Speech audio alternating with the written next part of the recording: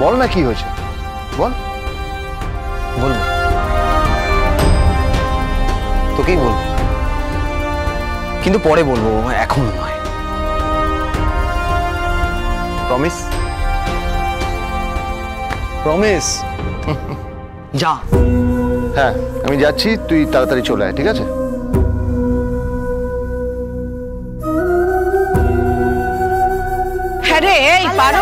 কি হলো? কি ব্যাপার, কি ব্যাপার?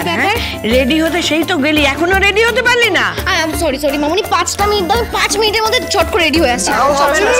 আরো 5 মিনিট? আরো মাঞ্জা দেবে? আরে আজকে তো জামাইদের মাঞ্জা দেওয়ার দিন। বাহ বাহ বাহ, সমস্ত মাঞ্জা নাকি জামাইরে দেবে? কেন গো? এই বউ মেয়েরা কি সব বানে চলে ভেসে এসছে? এই শোনো, বউরা না থাকলে জামাইরা আসতো কোথা থেকে শুনি? হ্যাঁ ঠিক বলেছিস পারো। ও শোনো না শোনো না, বলছি যে এই জামাই ষষ্ঠীর সাথে সাথে না বৌমা ষষ্ঠীও হওয়া দরকার। হ্যাঁ হ্যাঁ হ্যাঁ, বৌমা ষষ্ঠী কিন্তু হতেই হবে, বৌমা ষষ্ঠী চাই। হ্যাঁ হবে হবে হবে, বৌমা ষষ্ঠী হবে, জামাই ষষ্ঠীর সাথে সাথে বৌমা ষষ্ঠীও হবে। যা বলেছো। এই তুই এখানে কি করছিস? এখন রেডি হসনি?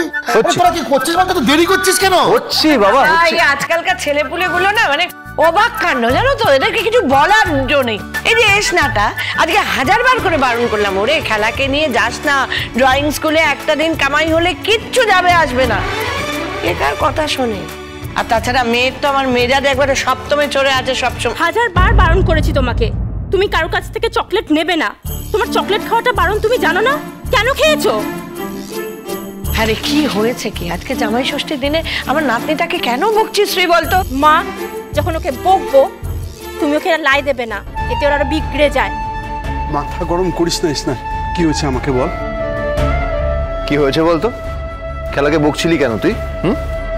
না বকবে না। তুই জানিস আজকে কি হয়েছে? কি? তিয়াশা, যে মেয়েটার জন্য আমার সংসার ভেঙে গেল, সেই মেয়েটা এসে আমাকে জাস্ট ক্যাজুয়ালি বলছে যে মিউচুয়ালি ডিভোর্সটা করে নিতে। কেন? না যাতে অরিজিতের সাথে ওর বিয়েটার জন্য ওকে ওয়েট না করতে হয়। বাহ চমৎকার, তুই কিছু বললি না, ওই ফালতু মেয়েটার কথা শুনলি দাঁড়িয়ে দাঁড়িয়ে?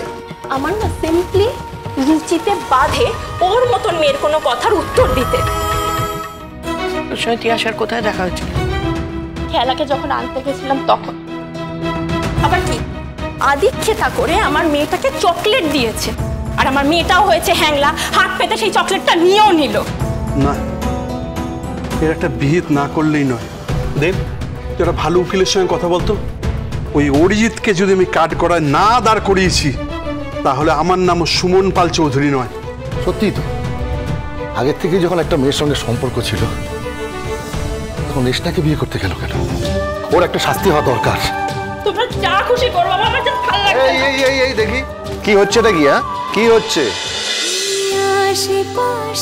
তুমি আশেপাশে থাকলে সোম থেকে রবি প্রতিদিন রাত 8টায় স্টার জলসায় ও ডিজনি প্লাস হটস্টারে।